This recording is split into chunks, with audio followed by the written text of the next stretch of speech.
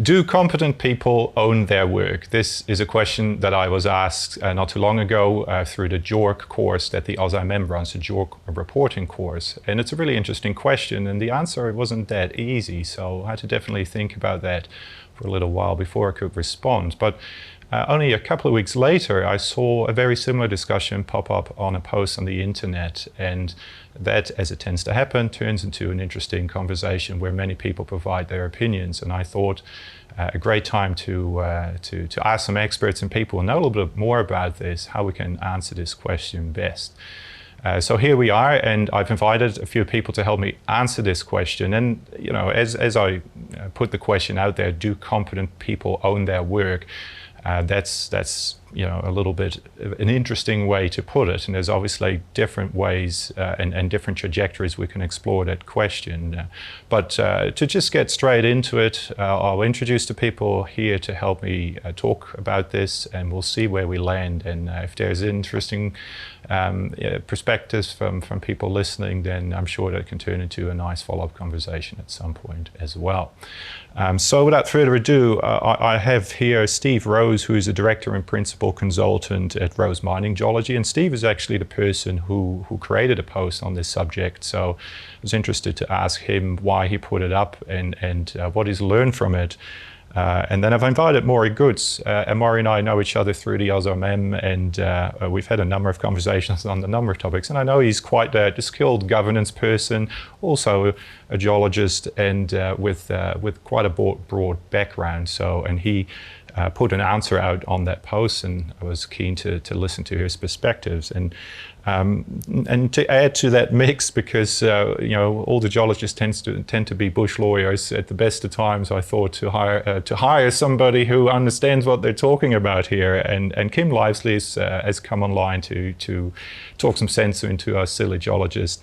Now, Kym is a corporate advisory lawyer and partner at corporate advisory with Dentons in Sydney. I think I got that right. But he's also the author of The Liability of the Competent Person, and that was actually quite a fundamental white paper published, I believe, more than 10 years ago now, and certainly a key resource for competent persons trying to understand their liability. So if we do get into contract law, which is, I don't think, Kym, I'll pass the mic over in a minute, is your particular background, but I'm sure you've got some opinions here to share with us. So without further ado, maybe to start, Steve, if I can ask you, what brought you to put this question online, and was there something that happened, or was there somebody else who asked you this? Where did the question come from? Or maybe you can rephrase the question for us in your own words. Yeah, so the first what started me thinking about it was got approached by a client who's doing some looking at a property, realised that there'd been a resource estimate on this property back in about 2010, but they didn't. The current owners of the property didn't seem to have that resource estimate. They had the report that was up on CEDAR in Canada. That was fine, but we were just saying, could we get the block model? So we realised who the consulting company that had done the block model, and I approached them because that consulting company was based in Perth, and that they said, look, we're really sorry. We've had some corporate changes since then. We're actually not in that game anymore, and we won't be able to find that for you. Interesting. Yeah. Okay. Well, that's an interesting angle, because obviously, as some people commented, the question needs to be reframed a little bit, because competent persons, I guess, under JORC, that's what we're talking about here. There can be people who work for themselves, or there can be people working for consultancies, or there can be people working for companies, right? So we probably, and I don't want to get into that straight away, but in this case, interesting to hear that was obviously a consulting group. Interesting. And what did you get out of the responses to the post? I mean, what's your position? I mean, if you want to start there, I mean, what would you say to people, or what do you do yourself as a competent person? Because you're a consultant geologist, you've signed off on many resources, many reports and announcements. Do you keep the data, and why? And how do you decide that?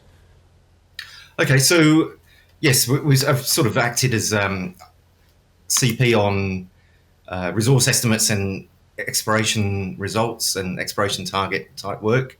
My view is if it's not explicitly against the wishes of the client, is you should preserve that, because at some point in the future, even after you've given that initial consent, somebody may reproduce that work, and you do want to be able to verify or check that it's actually in the context that it was initially published. Yeah. So there's a real pragmatic component to that, and I think, judging from what other people were commenting and my own experience as well, plenty of times where people come back and say, oh, we've lost this data, or it's good that somebody keeps it, I guess, and that you have access to it if in the future it's needed. So from a real pragmatic perspective, that seems to be a logical view. But Morrie, I think you had a slightly different view on it, and I'm not sure, but you seem to be quite accurate with capturing these potential variables in agreements that you have with your clients. I mean, is that the fundamental ingredient here to make sure there's no confusion? Look, it's my experience started back in the 1980s, where I was asked to reevaluate or do resource estimates on projects, in particular that were run by the precursors to Western Mining Corporation, a number of subsidiaries that they had formed to operate individual mines across Australia. And all these records had been archived. And fortunately, I hope the archives still exist. The University of Melbourne's created the archives for all delisted ASX companies. And so my rule was to actually try and find all the original data and build models from those data. And the observation I realized at that point in time is if we didn't have some sort of information reservoir, some archive that maintained those records, they would be permanently lost. So I developed back in the 1980s a philosophy that was that as a competent person, the obligation rests with us to ensure that any data we use to make recommendations, to write reports, resource estimates or reserve studies, that we should ensure that that information is there for an audit purpose in the future. Mm-hmm. And so my view was that to enable the competent person to do that, some form of agreement needed to exist between the client and the advisor, the competent person. Mm-hmm. Yeah, that makes sense. And Kym, if you listen to this with a legal hat on, I mean, what Morrie is just saying, I mean, some agreement needs to be there. Is that as simple as it is? Is that where it stops? Because I can come up with a number of situations. I mean, the angle seems to be more of the pragmatic and almost the altruistic. If we need to preserve the reservoir as competent persons, then we need to stand up and carry that torch and be responsible for these contracts. But surely that can't be the best legal construct to make that happen. I mean, what is your view? So it's a confluence of events. If we can step back to the relationship, it depends firstly whether we're talking about a competent person who is an employee of the company or a consultant to the company. If you're an employee of the company, then the general rule is everything you create and all information that you use belongs to the company, so it should stay with the company.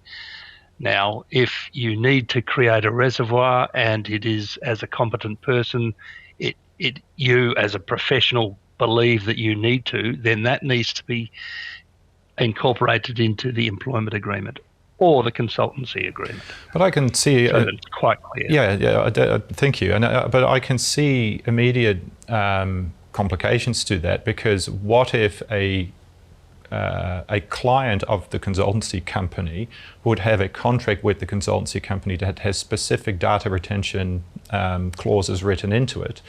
What if they conflict with the employment agreements that the consultancy company has with its consultants? Which one takes precedence? Because as running a consulting company myself, most clients are fairly casual about this, or they don't have anything in specific, but we've had a number of clients that were very specific about how they wanted the data treated. And for that reason, RSE has a data protection policy that is online and downloadable for all of our clients and our consultants to read. And our consultants are actually bound by those policies. So I can see a conflict occurring where indeed a consultant says, look, I've signed off the work and now they come back to me, I want to be able to do this. And on top of that, and I'm dancing on both sides a little bit here, the consulting groups do a lot of work to position themselves to kind of get this work, which is how they pay the bills at the end of the day. And if a client comes back, they want them to come back to the company and not the competent person. And that might extend into another problem that perhaps is an extension of this. What do you indeed do when competent persons leave employment and then the resource needs to be updated? We can perhaps cover that later, but I think there might be a number of conflicts that we need to be aware of. Steve, I saw you just smile there halfway through. Any comment on that? Or if we just take the employee of the competent person being an employee of a mining company and signing off, as a CP, you have a professional responsibility to uphold the ethics and the intent of the reporting code, which may be different to what the company wants. But you have to, if you wish to be a competent person and maintain that, you have to follow the reporting code and the intent of that.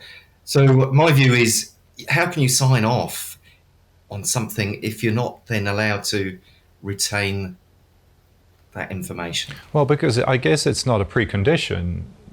The you signing off, there is no precondition that you should be able to retain the data. I mean, there's only really a problem if there is some extension to that project or some continuation of that.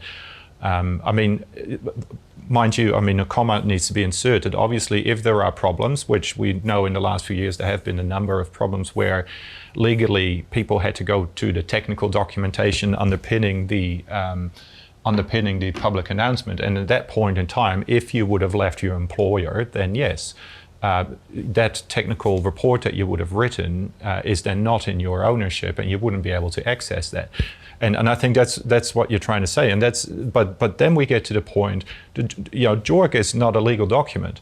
And your contract with your employer is, and a contract that your employer has with their client is a legal document, and a JORC is not. And is that the conflict that we just have no way out, Morrie? How would you capture that in your agreements? So I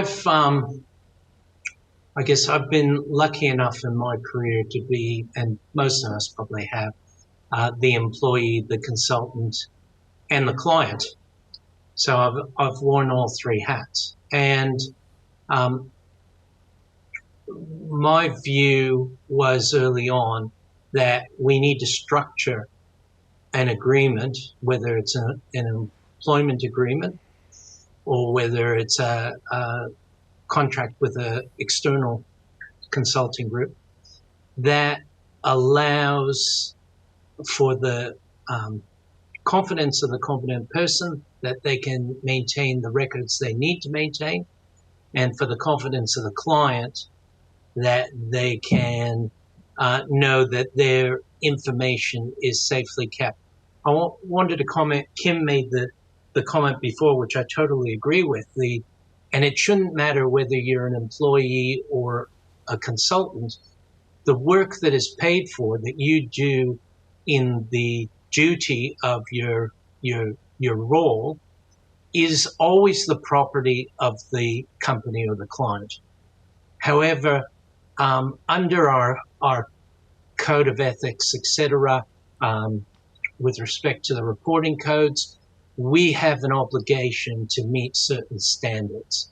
And so all mining company executives, they're all aware of those standards. So there should be no dispute that if you need to retain records for the purposes of any future audit, that you should be allowed to do that. And so what we decided to do very early on was develop a concept which basically is an insert for a confidentiality clause or a record-keeping clause, which essentially says that the competent person or the competent person's team. So if you're representing a consulting group where you have a number of people putting input into the report, that they have the right to a copy of all the information. So the information is still the company's information, but the employee, the competent person, or the consulting group have the right to retain a copy as long as they retain it safely and maintain it under the aspects of confidentiality. And remembering that confidentiality has to go one step further in that it has to conform with legal things. So just because a company has a confidentiality agreement with you, if there's some sort of audit that becomes, for example, what we experienced a couple of times, becomes a legal case because of, in particular, I had 2 incidents where there was a mine accident and they wanted to review the mine design because there may have been a contribution in the design to causing the accident. So as a consultant, we had to make those records available to the courts or whoever was required without the company's consent. But the bottom line was it was required for a judicial process. Yeah. So, I think when you do an agreement, you just simply have to have in that agreement, and that's something that we did. And I mentioned it in the LinkedIn post previously that in that online chat, that we have never had a client who didn't find that clause reasonable, that the competent person or the competent person's team can keep a record of everything that's required. And when I say everything that's required, anything that's required that has an input into the modifying factors. So it may not be specifically what you signed off as, the competent person, but you may have had to reference material beyond your report, and you need to retain that. Yeah, interesting. Kym, any thoughts?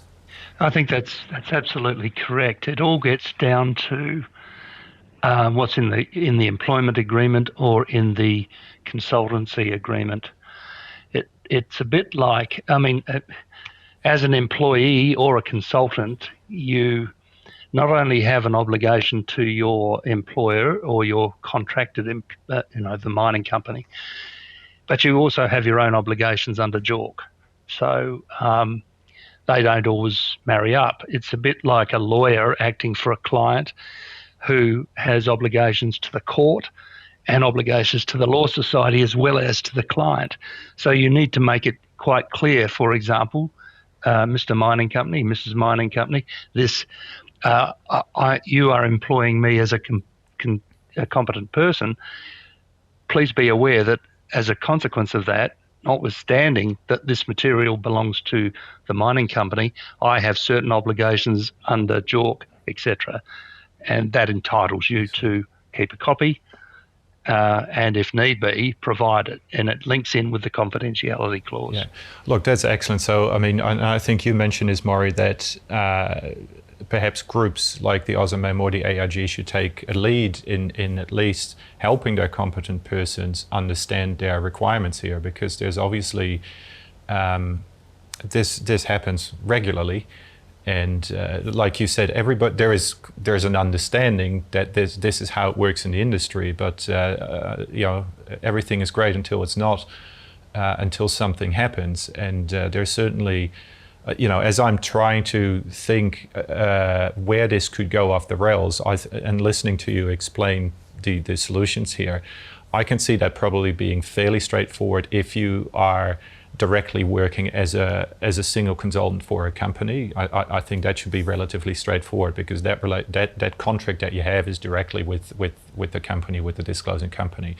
And if you're working as an employee for a mining or an exploration company, I think that should also be easy. But particularly in the instances where, and I'm just going to put an example out there. This is, will this happen, or is it likely to happen? Probably not. But if you are a consulting group, and whether you employ 5 or 10 or 100 or 2,000 people like SRK does, right? Sometimes you work with subcontractors, right? And they come in with their own computers, and they have completely different standards on data security.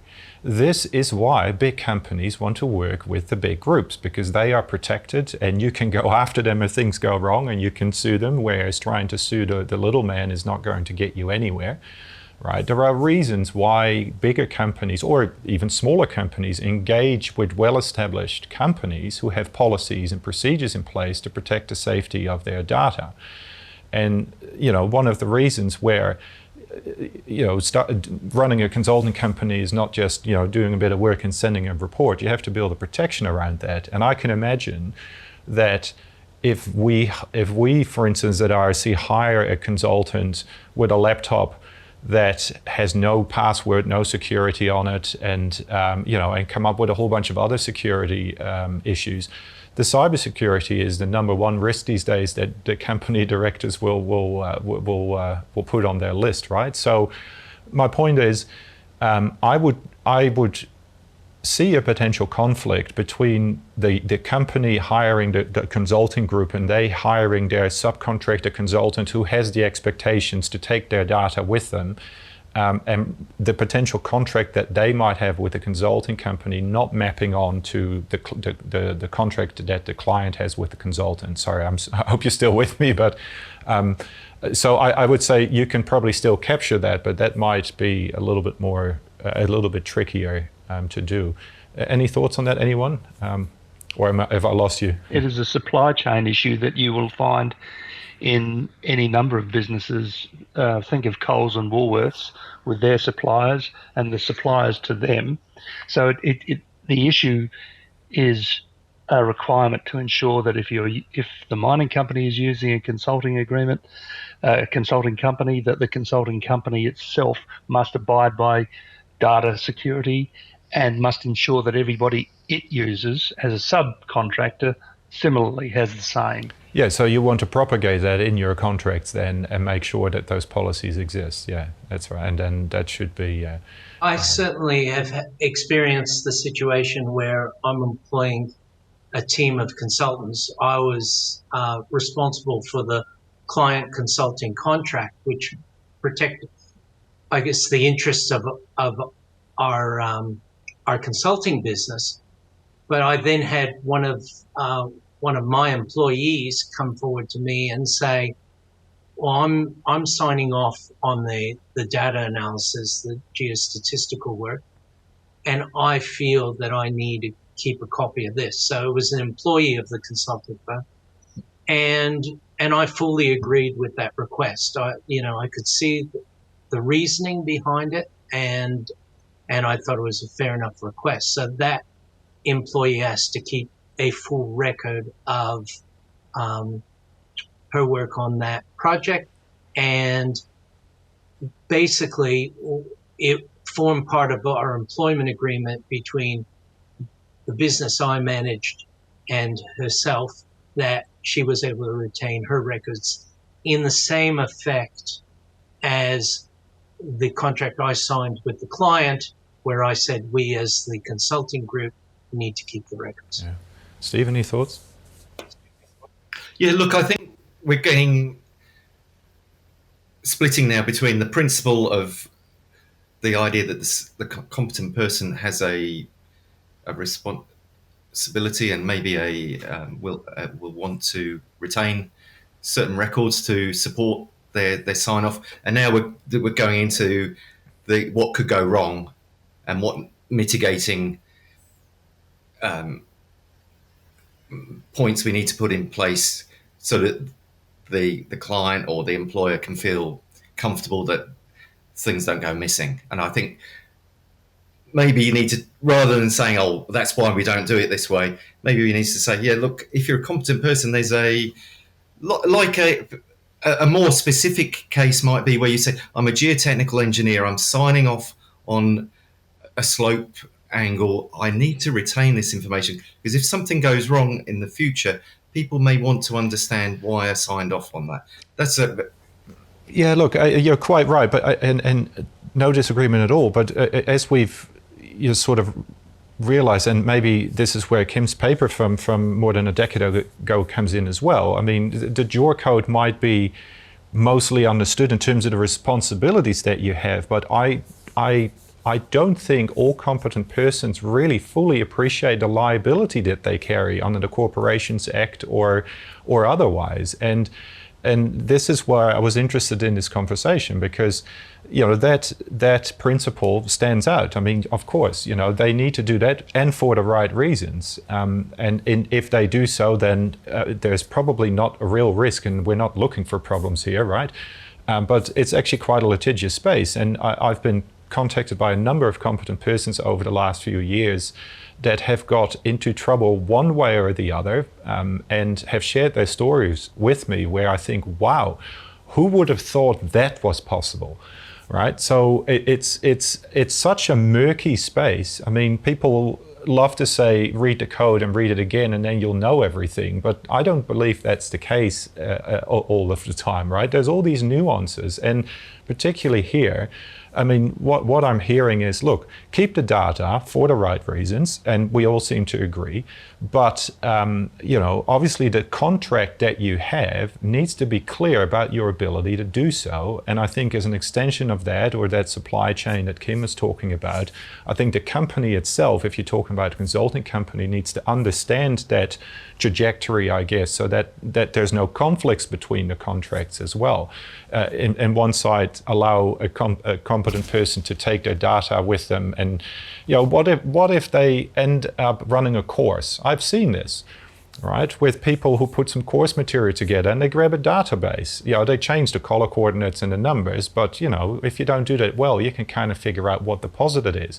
Well, nobody will probably care, but some people might, right? And if that person has taken that data with them and is kind of breaching these principles a little bit, well, who's liable in that case, right? And it's probably those sort of instances that that I'm worried about. And perhaps the question that I got from the AusIMM JORC reporting course participant, that might have actually been a very realistic scenario that they're in, which I didn't explore with them. But look, I take your point, and I think we all agree that there is probably a little bit of clarity that somebody needs to provide. Morrie, I guess, I think your suggestion was to have that come out of a group like the AusIMM or the AIG, or another paper, I guess, because Kym, again, going back to your paper, that should be freely available to any competent person. I certainly think that having the discussion through AusIMM channels and making and AIG and any other professional society, that retention of information needs to be a component of any type of legal agreement, service agreement. And a guide for what is good wording would be incredibly invaluable, because for many of the people who provide a service, who are competent persons or planning to be, might not have had the experience, as you mentioned, being a bush lawyer, or alternatively, the person in the client's office who has to process this paperwork has not had the opportunity to investigate wording changes to a contract. And I think that's probably the biggest challenge I've ever had, is dealing with someone in the client's office who's never had someone question the confidentiality clause or the storage of data clause. And so, they might feed it up the chain to someone who is a member of a professional society, and they then looked at it and said, look, that's reasonable. But I think if as a society, as a group of professionals, we can actually put that information out and share it with the industry, I think it'd become more common practice. Well, we'll work on that. I think that's a great idea. Kym, any final comments from you? Yes, I agree. That's you certainly need to look at your contracting approach from a competent person's point of view, and you link your data protection and your rights to hold copies of data. You combine that with a confidentiality obligation as well. So you link the two together. So the competent person is entitled to keep a copy, even though it belongs to the mining company. But the competent person must be required to keep it confidential and only disclose it in certain circumstances. Yeah. Okay. Yeah, Stephen, I see you nodding there. Any final thoughts from yourself? Yes, I mean, that sounds reasonable. It'd be good if there was what we're just talking about today, I've written down some points for me to follow up on. There's some, be good if there was some assistance through the JORC, really, to assist CPs to push through their work and carry it out responsibly. Yeah, there's a bit of follow-up here required, but I think there's plenty of plenty of other things going on in JORC land at the moment, and I'm sure this won't find itself on top of the pile, but interesting, and it might actually uncover, and I didn't really want to get into this sort of sideline discussion on the competent person, because as many people listening will know, there's obviously a whole debate going on about the competent person framework and whether and how that should be reviewed in light of a number of changes in the industry and in society. So that will have some hooks into this discussion at some point as well, which the more I look at this subject, the more it taps into all these interesting places where the answers aren't all very black and white. But look, some follow-up required, and perhaps this will trigger some further discussion with others as well. So look, I really appreciate your time and thinking, and to come online and have a chat. And for those who are listening, again, if you got thoughts and ideas here or follow-ups, then please leave a comment, and we'll see if we can get back to this subject. But for now, gentlemen, thanks very much, and hope to see you again in WA at some point. And I think you're overseas now, Kym, but thanks for dialing in and making the time, and happy Easter, and see you guys later. You're welcome. Thank you. Thanks.